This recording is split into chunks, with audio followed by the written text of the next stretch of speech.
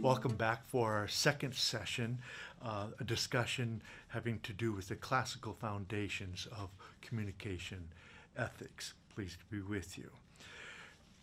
Previously, we had identified a set of key figures that we very much associate with the classical foundations of communication ethics and observed that they, interestingly enough, all lived within a generation or two of each other in classical Athens, about 400 years BCE. Among these figures, we noted chiefly would include Plato and his representative Socrates, who features so often in the dialogues, Aristotle, a student of his, and a group of very interesting figures that we will refer to as the Sophists. Let's now turn to each of these in turn and allow me a brief set of characterizations and questions that they help to set on foot that continue to shape our thinking about the subject matter today. Our first group refers to a very interesting assemblage of figures, not a large, but a very influential group. Some we know quite a bit about, not a whole lot. Some we don't know much about at all. But we do know that they were often referred to as sophists. That is a word that, for instance, we get the word wisdom from, Sophia, as in philosophia, love of wisdom. But the sophists have a more complicated and sometimes vexed reputation. Some of it earned, some not. And in fact, a fair amount of that reputation was shaped by one of their most severe critics, our friend Plato. More on that later. The Sophists came into prominence fast on the heels of the rise of democracy itself in Athens. And indeed, the Sophists in some ways were only possible because of the cultural spaces, so to speak, that it had opened up given the rise of democracy. Democracy as they understood it, at least. What were the Sophists about? The Sophists, among other things, were ambitious, they were smart, they were articulate, and they knew a good thing when they saw it. What they saw was a market for the arts of persuasion. They understood, in their way, that what democracy affords, what democracy promises, is not only the spaces for communication in civic life, but considerable rewards for those who are able to command the resources of communication, to be eloquent, to be persuasive, to be powerful, to have the gift of language. They understood this, and they promised, they offered, to be able to teach that art. It's really the foundations, the beginnings of the study of rhetoric or persuasion, effective communication in civic contexts in the West. It's to the Sophists that we owe the origins and development of this. Now, if you think about it, the idea of being able to teach the arts of eloquence, to be successful, powerful in civic life, whether in law, in political contexts, business, otherwise, is in some ways, at least Plato will think, an outrageous thing. Because it suggests that you might be poor, you might not have the education others have, you might not have come from distinguished family, but if you can mobilize the resources of language to be eloquent, to give powerful speeches, you just bought your ticket to success. They offered this. Behind this way of thinking, that indeed they made good on, we know that some of these sophists became very wealthy indeed as professors of the art of effective communication. That behind their practice was a set of assumptions about what matters in public life. Which is to say, there's a kind of a relativism built into the DNA of the sophistic enterprise. This can be overstated or understated, but for our purposes, we might seize upon the thinking or a phrase of one sophist, again, whom we don't know a lot about, but this phrase comes down to us through the ages, and it perfectly captures at least one aspect of the sophistic enterprise, the sophistic worldview. Again, it won't take too much reflection to think of examples today. This is the phrase: man is the measure of all things.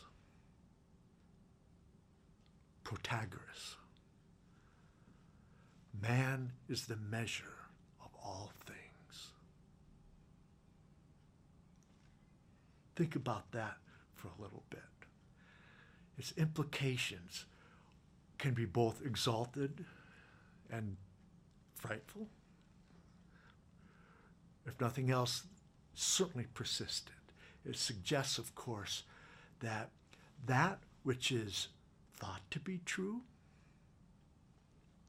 beautiful, right, wrong, these are matters for human judgment. And those who would seek to mobilize such sentiment, such opinions, to give them effective expression, lay claim to civic prominence in a way that few others might. Man is the measure of all things. This is a way of thinking in both communication, ethics, and elsewhere that will resurface in dramatic fashion, of course, in the Renaissance of the 14th, 15th, and 16th century. What it does, in effect, is to celebrate the centrality of humanity in the universe. Okay, those are our sophists. There's a handful of them. There will be others that you may encounter in your reading. Gorgias. Here's a brief swatch from a fragment we have of Gorgias, perhaps the most prominent public orator, speaker of the day. It too perfectly captures the sophistic worldview, the mindset that underwrites so much of Western thought, for better or worse. We do not know the truth because there is no truth. Even if we could know the truth, we could never communicate it.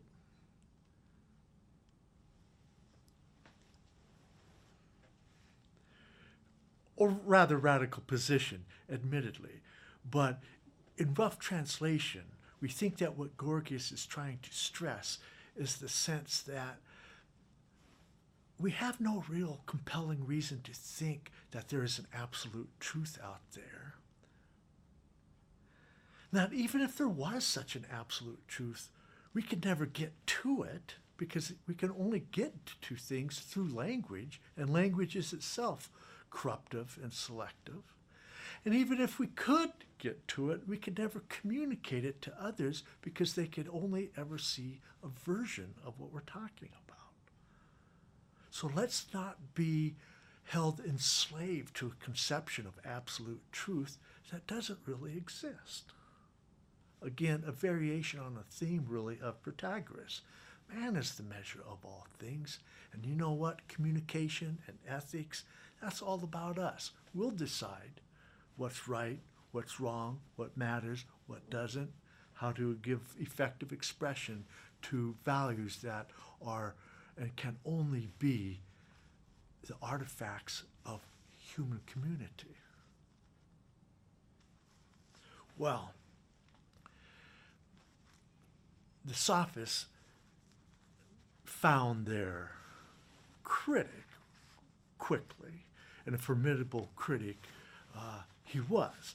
I refer, of course, to Plato, who in a series of dialogues, chiefly the Gorgias and the Phaedrus, launches a criticism of this sophistic worldview that persists till today.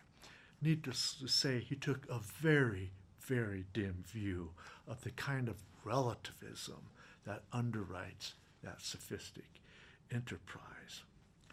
Plato and Plato's views of communication ethics have been subject to an enormous amount of serious, sophisticated thinking. And again, I can only offer up a version of that. So let me just identify a few of the most troublesome aspects of sophistic thought that Plato thought deserved serious revisiting. Needless to say, he had similar reservations about the prospects of democracy itself. Not because he was a misanthrope, he hated people or anything like that. Just he had very serious doubts about the capacity of human beings, because we are human beings, to assume the responsibilities necessary to make our shared lives together work. Again, we're reminded that the promises of democracy are in some ways quite remarkable and sometimes hard to believe. Are we really up to the task, you and I, people, as sovereigns, in charge of our own destinies, as it were? Are we up to that task, given who we are as human beings, liable to the passions, liable to jealousies and hungers, appetites, and so on? Plato thought not. At least not most of us. And so his concern with the sophistic enterprise, among other lines of critique, was that their relativism so impoverished their claims to being able to teach forms of civic excellence, like being eloquent, that such promises could only be not only hollow, but deeply destructive of public life. Plato would ask in various ways, time and again, what right do you have? Upon what basis can you claim that the arts of eloquence, insofar as they just mobilize to effective ends, mere opinion, appearances, the passions, how can you claim that that is really good for the people? In the Gorgias dialogue, for instance, he will think of the arts of eloquence as the equivalent of makeup. It's mascara. It's a way of making the surfaces of things attractive and seductive to the people. That's not healthy for life together at all, much less democratic life. That is to say, if a person has no access to the truth, they have no business trying to traffic in it in public affairs. Well, who does have access to the truth for Plato? Well, real philosophers. That is to say, those who are not motivated by the seductions of public life, who would seek the truth in an unfettered, unbiased, unpartisan way, through the dialectical method, perhaps. The point is that Plato and the whole Platonic school of thinking that he helps to set on foot, certain versions of Christianity, for instance, will pick this up. What we want then to especially associate with the Platonic legacy is the insistence that any communication ethic worth its salt, indeed, any communication ethic that claims even to be a communication ethic, has to associate itself, has to anchor itself in something other than the fleeting aspirations, jealousies, and craziness of the public world. Rather, a communication ethics, like ethics in general, for it to merit the appellation itself, has to be grounded in something real, something abiding, something absolute, indeed, the truth. A second line of implication is the sense that many of us still hold today, some not, a lot not, still up for grabs, is the sense that for an ethic to be an ethic, it has in some sense to be universal. That it's not just up to a vote of whoever's in the room. It's not like if something is good, then it might not be tomorrow, or it wasn't yesterday, but if a week from now I can get a majority of the people in the room, again, to vote for a certain issue because I can convince them that it's good, well, that doesn't make it good. All that means is that I have manipulated people's opinion enough to think that it is. Again, this kind of thinking for Plato is deeply destructive, because it only traffics, it only masquerades as a kind of ethics, communication, or otherwise. Truth as truth is not liable to the whims of public opinion. That's why it's called the truth. If something is wrong, it's wrong. It was wrong 1,000 years ago, it's wrong today. It's wrong in Zambia, it's wrong in State College, Pennsylvania. It's wrong, or it's right. It's true, or it's not true. That's the point. It's not subject to argument. Again, this line of thinking can and has been yielded up to different versions. It has its champions, it certainly has its critics. But we'll want to remember that, if nothing else, what Plato does is to pose a very serious challenge to the sophists and the relativism that underwrites their enterprise. Our third and final figure for our discussion on the classical foundations of communication ethics is similarly quite familiar to many of us, and of course is a major figure in the history of Western thought. I refer to our figure Aristotle. Aristotle had written a treatise, actually, on rhetoric, or broadly the arts of effective expression in public life. We attend to him today and have for so many years precisely because he seems to offer up a kind of middle way, or a better way, between his teacher Plato and the sophists. He does so by turning first to Plato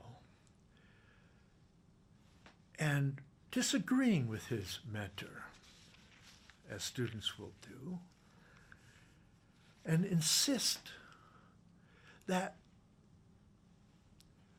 the public life, that democratic life, or life as it is lived in civic contexts, has an integrity, a dignity of its own. It's not like the philosophical life. It's not the same thing as the artistic life, for instance, or the military life. But it has an integrity, an identity, an importance of its own, he will in effect say to Plato. Don't dismiss it. It's different.